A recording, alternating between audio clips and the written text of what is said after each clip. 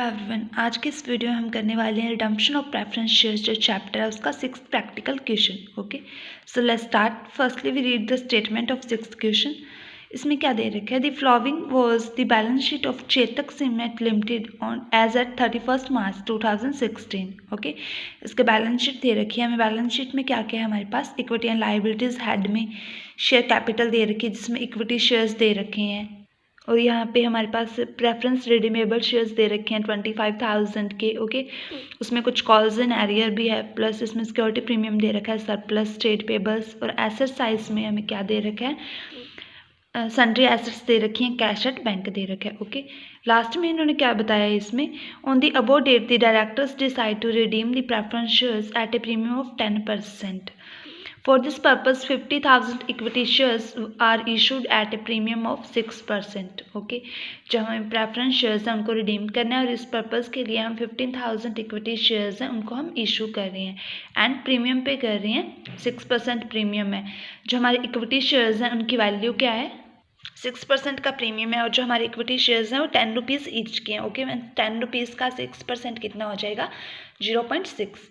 Means जो हमें equity shares issue करने हैं वो हम 10 तो उनकी जो कैपिटल की वैल्यू है वो होगी एंड प्लस प्रीमियम, मतलब 10.6 पे हम हमारे जो इक्विटी शेयर्स हैं 15,000 उनको हम इशू करने वाले हैं। ओके, सब फर्स्ट एंट्री हमारी इशू करने की रहेगी।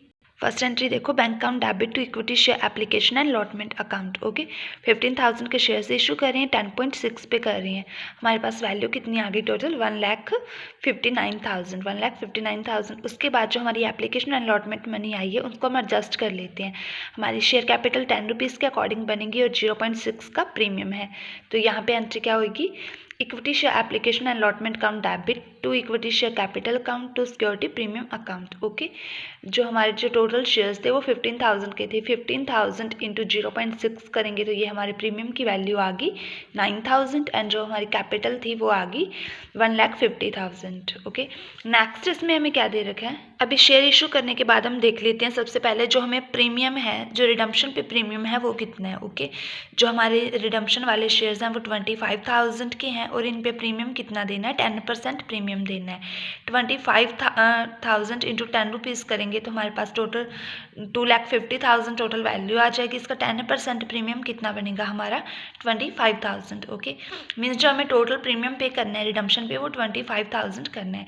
उसका 25,000 को हम कैसे एडजस्ट करेंगे? पहले तो हमारा सिक्योरिटी प्रीमियम दे रखा है बैलेंस शीट में, उसमें कितनी अमाउंट है हमारे पास?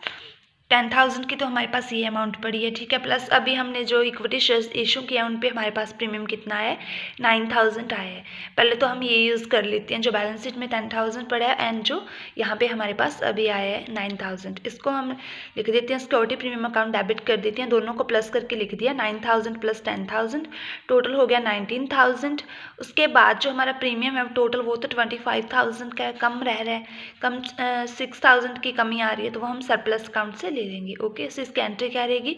Security premium account debit surplus account debit to premium on redemption account. Premium कितना है टोटल? 25,000 है। ओके, जो रिडम्पशन था, रिडम्पशन पे जो भी हमारा प्रीमियम था उसकी एंट्री देखने के बाद हम क्या करते हैं, जो हमें कैपिटल रिडीम करनी है, टोटल कैपिटल हमें कितने की रिडीम करनी है? 2.5 लाख के अकॉर्डिंग हमें कैपिटल है वो रिडीम करनी है, ठीक है। मतलब 250 हमें पे करने हैं। इसके लिए हम पे करने के लिए कुछ तो हमने इक्विटी शेयर्स इशू किए थे, वहाँ से हमारे पास कैपिटल कितनी आ रही है? 1.5 लाख आ रही है ना, कि जो प्रीमियम होता है वो तो हम ओनली प्रीमियम के एडजस्टमेंट के लिए यूज़ करते हैं। हमारी कैपिटल देखेंगे, टोटल हमने 2.5 लाख देने हैं रिडम्पशन पे, बट 1.5 लाख यहाँ पे पड़े हैं, ठीक है। तो हमारे पास कमी कितने की रह रही है? 1 लाख की रह रही है। जो 1 लाख है वो हम सरप्लस अकाउंट से ले लेंगे। इसकी एंट्री क्या करेंगे? Surplus account debit to CRR account 1 lakh. Okay, अभी हमने देख लिया कि कितनी अमाउंट हम कहाँ से एडजस्ट करें। उसके बाद जो हमारी एंट्री होगी वो हम अमाउंट ड्यू कर लेते हैं कि कितनी हमें अमाउंट एक्चुअल में उनको पे करनी है। ओके, जो हमारे प्रेफरेंस रिडीमेबल शेयर्स हैं हमें उन पे अमाउंट पे करनी है, और उनकी जो रेट दे रखी है वो 8% के अकॉर्डिंग दे रखी है। ओके, तो इसकी फर्स्ट एंट्री, जो इसकी एंट्री हम करेंगे वो देखो, यहाँ पे हम क्या लिखेंगे? Firstly 8% redeemable preference share capital. Capital हमें टोटल कितनी रिडीम करनी है। ओके, यहाँ पे कुछ इन्होंने बता रखा है कि कुछ एरियर था हमारा, पहले वो देखो कैसे निकालेंगे हम। एरियर इन्होंने कितना बताया, 1200 का एरियर बताया है 4 रुपये के अकॉर्डिंग। शेयर नहीं बताया कि कितने शेयर्स पे एरियर है। इन्होंने ऐसे बताया कि 1200 रुपये नहीं आए हैं और 4 रुपये पर शेयर की वैल्यू थी। तो हम पहले शेयर्स निकाल लेते हैं। शेयर कैसे निकालेंगे, जो टोटल अमाउंट है और जितने रुपये नहीं आए हैं। ओके, सो इसके लिए हम क्या करेंगे, 1200 रुपीज़ हमारे पास नहीं आए हैं, 4 रुपीज़ पर की वैल्यू थी, इसको हम कैलकुलेट करेंगे तो हमारे पास 300 शेयर्स हैं वो आ जाएंगे। मीन्स जो हमारे शेयर्स थे ना जिन पे हमारा कॉलिंग एरियर आ रहा है वो 300 शेयर्स पे आ रहे हैं। ओके, उसके अकॉर्डिंग ही हम जो हमारी एंट्री है वो करेंगे। 300 शेयर्स का हमारा एरियर आ रहा है तो इस पर हम कोई भी अमाउंट पे नहीं करेंगे। पहले हमें जो टोटल अमाउंट पे करनी थी वो 25,000 शेयर्स पे करनी थी, ठीक है। बट अब जो 300 आ गए ना एरियर वाले, वो लेस कर देंगे हम। उसको लेस करके जो रिमेनिंग अमाउंट आएगी उसी पे हम जो हमारी कैपिटल है वो पे करेंगे। ओके, कितना आ जाएगा, 25,000 में से हमने 300 लेस कर दिया, हमारे पास आ गया 24,700। ओके, 24,700 पे हमें 10 रुपये पे करने हैं कैपिटल के। कितने आगे टोटल इसके अमाउंट, 2,47,000। उसके बाद जो हमें प्रीमियम देना है रिडम्पशन पे वो देख लेते हैं, वो हमें कितना देना है। जो प्रीमियम देना होगा वो भी हम इसी अमाउंट पे देंगे। ओके, इसी पे 24,700 पे 24,700 पे इन्होंने मतलब यहाँ पे बोला था कि 10% प्रीमियम देना है टोटल कैपिटल पे। तो इसका 10% कितना हो जाएगा हमारा, 24,700 हो जाएगा, ठीक है।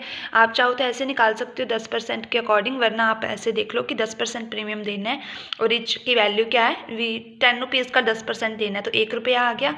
24,700 इंटू 1 रुपीज़ करेंगे तो हमारे पास ये वैल्यू आ जाएगी प्रीमियम की, 24,700। उसके बाद जो इनको टोटल हमारी कैपिटल जो पे करनी है हमें वो कितनी बन रही है, to redeemable preference share holders account को हम 2,71,700 पे करेंगे। ओके, यहाँ पे मतलब 2,71,700 रुपये इनको हम पे करने वाले हैं। और यहाँ पे मैंने ऐसे लिख रखा है कि हमारा जो प्रीमियम था उस पे एरियर कितना आया था। प्रीमियम पे भी 300 रुपये का प्रीमियम का हमें 1 रुपया रिसीव करना था, बट 300 शेयर्स पे हमें 1 रुपीज़ रिसीव नहीं हुए, तो 300 का प्रीमियम पे भी एरियर था हमारा। टोटल मतलब जो प्रीमियम बनता था पहले 25,000 था ना, बट 300 का एरियर है तो यहाँ पे 24,700 आ जाएगा। ओके, ये तो हमारी अमाउंट जो भी हमने पे करनी थी वो हमने ड्यू कर ली। उसके बाद जो हम इसकी फाइनल एंट्री हम पे कर देते हैं अमाउंट इनको, इसके लिए एंट्री क्या रहेगी, redeemable preference share holders account debit to bank account 2,71,700। Okay, full amount इनको पे कर दी। उसके बाद में इन्होंने बोला है कि जो 6th क्वेश्चन है इसमें हमें बैलेंस शीट भी प्रिपेयर करनी है। ओके, सो इसके बैलेंस शीट हम प्रिपेयर कर लेते हैं। उसके लिए हम क्या करेंगे, जो नोट्स टू अकाउंट होता है वो प्रिपेयर करते हैं। उसके अकॉर्डिंग देखो, सबसे पहले जो हमारा नोट्स टू अकाउंट है उसमें हम क्या लिखते हैं, शेयर कैपिटल लिखते हैं। शेयर कैपिटल में हम देख लेते हैं कि जो भी हमारी पहली बैलेंस शीट थी उसके अकॉर्डिंग हम सारी एंट्रीज करते हैं इसमें। इसी बैलेंस शीट के अकॉर्डिंग हम जो न्यू बैलेंस शीट है उसको प्रिपेयर करने वाले हैं। यहाँ पे हमारे पास क्या दे रखा है कि 50,000 के इक्विटी शेयर्स थे, ₹10 ईच। ओके, ये तो हमने मतलब उनको इशू नहीं किया है, मतलब रिडीम नहीं किया है हमने, ये तो ओनली प्रेफरेंस शेयर्स हमने रिडीम किए हैं, तो ये हम कैपिटल लिखेंगे। 50,000 तो यहाँ पे हमारे पास बैलेंस शीट में पड़े हैं। हमने यहाँ पे कुछ न्यू भी इशू किए थे ना, वो कितने हैं, 15,000 हैं। ओके, इन दोनों को प्लस करके 50,000 प्लस 15,000 कितने हो जाएंगे, 65,000 हो रहे हैं एंड ₹10 ईच की वैल्यू है। तो हमारी जो शेयर कैपिटल बनेगी इसमें सबसे पहले हमारे जो इक्विटी शेयर्स हैं हम उनको लिख देते हैं। 65,000 इक्विटी शेयर्स हैं, ₹10 ईच, फुली पेड है। ओके, इस पे कैपिटल कितनी आ रही है, 6,50,000। उसके बाद जो हमें सब्सक्राइब हो गए बट नॉट फुली पेड है, वो हमारी कौन सी वैल्यू आएगी, यहाँ पे जो हमने प्रेफरेंस शेयर्स रिडीम किए थे यहाँ पे 300 शेयर्स पे हम उनको रिडीम नहीं किया है। ओके, तो वो अमाउंट हमारी यहाँ पे आ जाएगी। कितने थे, 300 शेयर्स को हमने रिडीम नहीं किया, 8% उनकी रेट थी प्रेफरेंस शेयर्स की एंड ₹10 ईच पे उनको इशू करना था। मीन्स 3,000 का यहाँ पे हमारे पास जो टोटल अमाउंट है वो आ गई। एंड उसके बाद लेस करेंगे हम जो कॉल इन एरियर था। कॉल इन एरियर कितना था इसमें, 300 शेयर्स पे हमें 4 रुपये रिसीव नहीं हुए थे, टोटल 1,200 रुपये रिसीव नहीं हो रहे थे, 1,800 ये आ जाएगा। ओके, उसके बाद इन दोनों को ऐड करके जो हमारी टोटल जो कैपिटल आ जाएगी वो कितने की है, 6,51,800। ओके, इसको हम हमारी जो बैलेंस शीट है उसमें एंटर कर देते हैं। यहाँ पे क्या लिखेंगे, फर्स्ट में इक्विटी एंड लाइबिलिटीज़ के हेड में शेयर होल्डर फंड्स में हमारी जो शेयर कैपिटल आ रही है वो नोट 1 के अकॉर्डिंग क्या आ रही है, 6,51,800। ओके, नेक्स्ट इसकी नेक्स्ट इन्होंने यहाँ पे सिक्योरिटी प्रीमियम दे रखा है। सिक्योरिटी प्रीमियम तो हमने यूज़ कर लिया था ना, जो प्रीमियम था हमारा रिडम्पशन पे उसके लिए। एंड नेक्स्ट इन्होंने सरप्लस दे रखा है। सरप्लस को हम कैसे लिखेंगे यहाँ पे? सरप्लस के लिए पहले हम देख लेते हैं कि सरप्लस का जो हेड है वहाँ पे क्या क्या आएगा। ये देखो, रिजर्व एंड सरप्लस में हम पहले तो CRR को लिखेंगे। CRR हमारा कितना था यहाँ पे, जो जर्नल एंट्री की थी हमने, सरप्लस से हमने कितने पैसे यूज़ किए हैं, ये देखो यहाँ पे 1 लाख यूज़ किया है ना, 1 लाख ये आ गया हमारे पास। 1 लाख तो यहाँ पे CRR की अमाउंट आ गई। उसके बाद जो हमारा जो टोटल सरप्लस था वो कितना था, पहले ये देखो 1,20,000 था ना, यहाँ पे हमने 1 लाख तो यहाँ पे यूज़ कर दिया, 6,000 यहाँ पे यूज़ कर दिया। इसका जो रिमेनिंग बैलेंस था वो कितना रह गया, 14,000। उसको भी हम जो हमारा रिजर्व एंड सरप्लस साइड है उसमें लिख देंगे। बैलेंस ऑफ सरप्लस काउंट कितना रह गया, 14,000। टोटल कितना हो गया, 1,14,000। इसको भी हम यहाँ पे लिख देते हैं। Reserve and surplus second note के अकॉर्डिंग क्या आ गया हमारे पास, जो वैल्यू 1,14,000। ओके, इसको टोटल करके लिख देते हैं यहाँ पे। उसके बाद इन्होंने बैलेंस शीट में क्या दे रखा है, करंट लायबिलिटी दे रखी है, ट्रेड पेबल्स दे रखे हैं। इसमें ट्रेड पेबल्स कितने हैं, 1,21,200। इसको हम एज इट इज लिख देते हैं बिकॉज यहाँ पे कोई चेंज नहीं आया है। तो यहाँ पे करंट लायबिलिटीज़ में ट्रेड पेबल्स आगे 1,21,200। ओके, उसके बाद इन्होंने दे रखा है कि other current liabilities. Other current liabilities में क्या है, अभी देखो जो हमने टोटल जो शेयर रिडीम करने थे वो 25,000 के थे, ठीक है। बाकी तो चलो सेटलमेंट होगी, बट 300 का हमने प्रीमियम पे नहीं किया है उनको, तो ये हम अदर करंट लायबिलिटी में लिख देते हैं। Premium payable on redemption of preference shares 300 rupees. 300 rupees हमने प्रीमियम ने पे नहीं किया था ना, वो हम यहाँ पे लिख देंगे। अदर करंट लायबिलिटीज़ में 3 हेड के अकॉर्डिंग, थर्ड नोट के अकॉर्डिंग 300 यहाँ पे आ जाएगा। इनको टोटल करके 1,21,500 आ गया। ओके, अभी जो हमारी इक्विटी एंड लायबिलिटीज़ वाले साइड है उसको हम टोटल कर देते हैं। 8,87,300 हमारे पास टोटल इसकी वैल्यू आ गई है। उसके बाद जो नेक्स्ट हमें एसेट्स दे रखी हैं उसकी क्या एडजस्टमेंट रहेगी। एसेट्स में हमारे पास फर्स्टली सन्ड्री एसेट्स दे रखी है एंड कैश एट बैंक दे रखा है। जो हमारे सन्ड्री एसेट्स हैं इसमें कोई चेंज नहीं आया है। ओके, यहाँ पे हमने सन्ड्री एसेट्स लिख दी 8 लाख की हैं। यहाँ पे भी हम लिख देते हैं नॉन करंट एसेट्स में सन्ड्री एसेट्स आ गई फोर्थ नोट के अकॉर्डिंग 8 लाख की। उसके बाद जो हमारा कैश एट बैंक है उसको हम एडजस्ट कर लेते हैं। वो कैसे आएगा, जो हमारा कैश एट बैंक का बैलेंस था वो कितना था, 2 लाख था टोटल। 2 लाख में से हमने कितनी बैंक से रिलेटेड एंट्रीज की हैं, यहाँ पे हमारे पास अमाउंट आई है 1,59,000 की।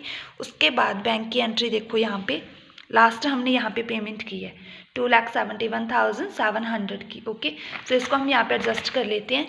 जो हमारे पास आई है उसको 2 लाख में प्लस कर देते हैं, जो अमाउंट हमने पे की है उसको लेस कर देते हैं। मीन्स जो अभी हमारा जो टोटल बैलेंस आएगा, जो रिमेनिंग बैलेंस आएगा वो कितना आएगा, कैश एंड कैश इक्विवेलेंट्स में 87,300। ओके, इसको हम यहाँ पे जो हमारी बैलेंस शीट है वहाँ पे लिख देते हैं।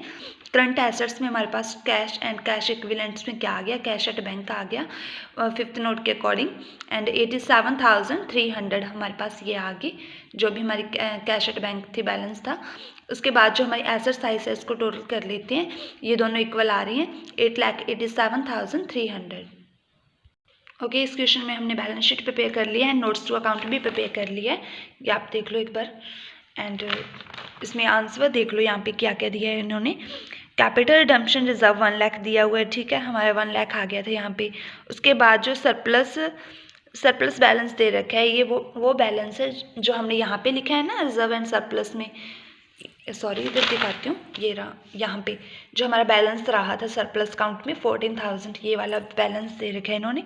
एंड कैश एट बैंक जो हमने लास्ट में कैलकुलेट किया है वो है, बैलेंस शीट का टोटल हमारा कितना आ रहा है 8,87,300। ओके, ये था हमारा 6th प्रैक्टिकल क्वेश्चन। वीडियो अच्छी लगी तो वीडियो को लाइक कर देना, चैनल को सब्सक्राइब कर देना। Okay, thank you.